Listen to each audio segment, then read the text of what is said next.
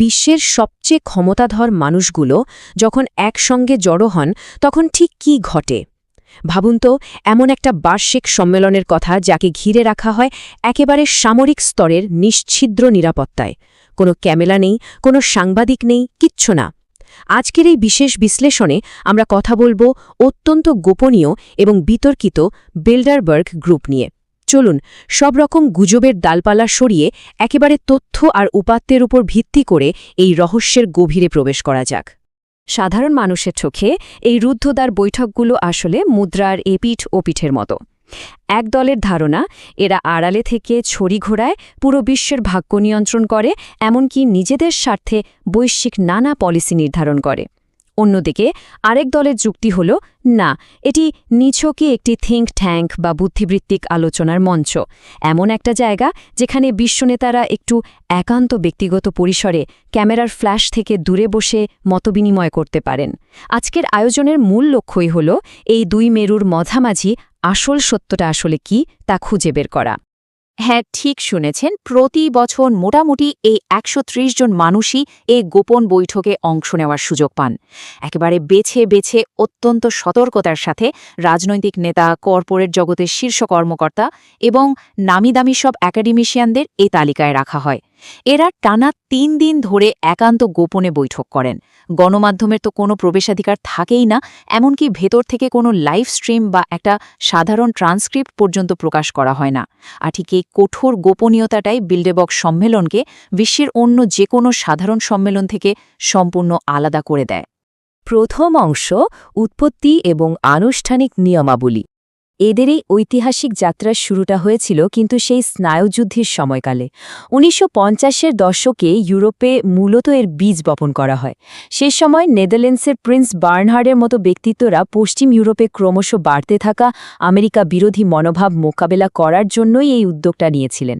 এরপর ১৯৫৪ সালে hotel D বিল্ডারবার্গে বসে তাদের প্রথম আনুষ্ঠানিক বৈঠক, আর সেখান থেকেই নাম দেওয়া হয় বিল্ডারবার্গ গ্রুপ।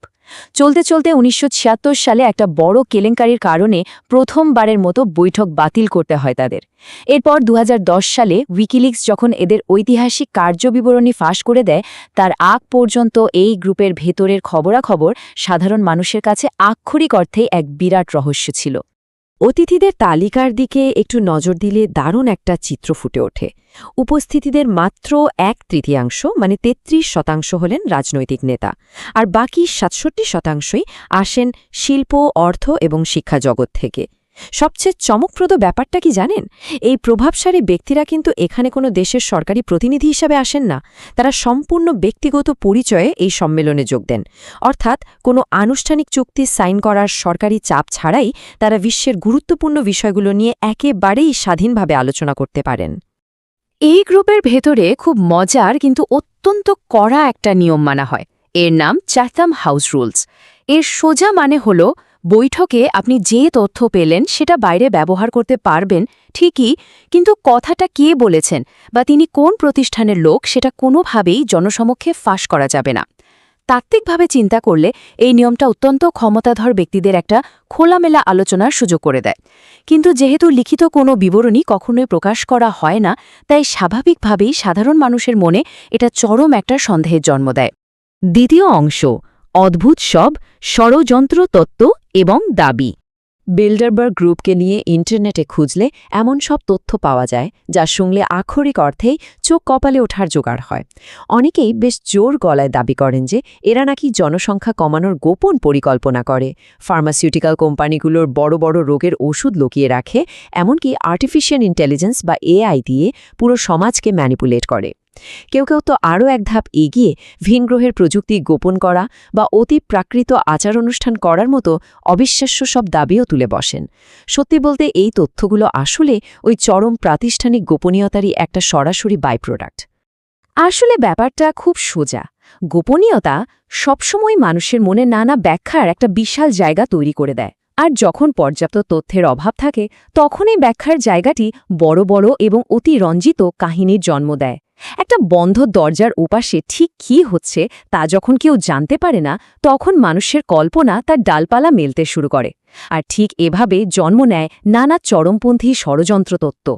তৃতীয় অংশ, পরিচিত মুখ এবং বাস্তব কেলেঙ্কারি। বিল্ডারবার্গ গ্রুপের একটা বড় তকমা হল এরা নাকি কিং মেকার। একটু খেয়াল করে দেখুন, বিল ক্লিন্টন 1991-এ এবং টনি ব্লেয়ার 1993 সালে এই বৈঠকে অংশ নিয়েছিলেন। আর এর ঠিক পরপরই তারা নিজেদের দেশের সর্বোচ্চ রাজনৈতিক ক্ষমতায় আরোহণ করেন। এটা কি নিছকে কাকতালীয় ঘটনা? এ নিয়ে বিস্তর তর্ক-বিতর্ক রয়েছে। এছাড়াও হেনরি কিসিঞ্জার, অ্যাঞ্জেলা মার্কেল এবং এরিক শ্মিটের মতো বিশ্বখ্যাত শীর্ষ রাজনৈতিক ও প্রযুক্তি নেতারাও এর নিয়মিত অংশ ছিলেন। আর এই নামগুলোই প্রমাণ করে এই গ্রুপটার প্রভাব ঠিক কতটা গভীরে। $1.1 মিলিয়ন। না, এই বিশাল অঙ্কের টাকাটা কোনো ইন্টারনেট গুজব নয়, এটি একদম বাস্তবের একটি কেলেঙ্কারির সাথে যুক্ত। 1976 সালের বিখ্যাত লকহিড ঘুষ কেলেঙ্কারির কথা মনে আছে? বিল্ডারবার্গের অন্যতম প্রতিষ্ঠাতা প্রিন্স বার্নহার্ড ঠিক এই পরিমাণ অর্থই ঘুষ হিসাবে নিয়েছিলেন বলে অভিযোগ ওঠে। লকহিড কর্পোরেশনের কাছ থেকে সামরিক বিমান কেনার চুক্তিতে প্রভাব খাটানোর জন্যই এই বিপুল অঙ্কের লেনদেন হয়েছিল। আর ঠিক এই তীব্র বিতর্কের কারণেই বিল্ডারবার্গের ইতিহাসে প্রথমবারের মতো এবং একমাত্র 1976 সালে তাদের বার্ষিক বৈঠক বাতিল করতে হয়েছিল। অর্থাৎ চাইলেই এই গোষ্ঠী নিজেদের বিতর্কের ঊর্ধ্বে রাখতে পারে না। 2001 সালের একটা ঘটনা বলি। গ্রুপের অন্যতম প্রতিষ্ঠাতা লর্ড ডেনিস হিলি একটা চমকপ্রদ স্বীকারোক্তি দিয়ে বসেন। তিনি বেশ স্পষ্ট করেই বলেন যে একক বিশ্ব সরকার বা ওয়ান ওয়ার্ল্ড গভর্নমেন্ট প্রতিষ্ঠার ধারণাটি পুরোপুরি ভিত্তিহীন নয়, বরং কথাটি কিছুটা যৌক্তিক।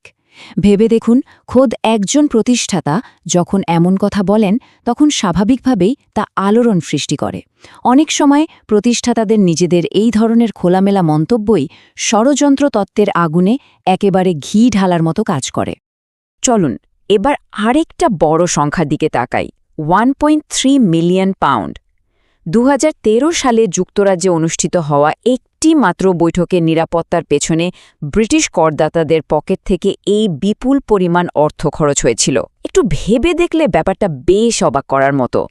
সাধারণ জনগণের ট্যাক্সের টাকায় এমন একটা রুদ্ধদ্বার আয়োজনের নিরাপত্তা দেয়া হচ্ছে, যেখানে সেই জনগণেরই ঢোকার কোনো অধিকার নেই। আয়োজক দেশগুলোর উপর এই বিপুল অর্থনৈতিক চাপ জনমনে তীব্র ক্ষোভের সৃষ্টি করে এবং বলা বাহুল্য এই ক্ষোভ পুরোপুরি যৌক্তিক। এটি আসলে ক্ষমতার এক বিশাল বৈষম্যের চিত্রই তুলে ধরে। আমাদের আলোচনার শেষ অংশ, স্বচ্ছতার সমস্যা। এই পুরো বিষয়টার পক্ষে এবং বিপক্ষে অত্যন্ত শক্তিশালী যুক্তি রয়েছে।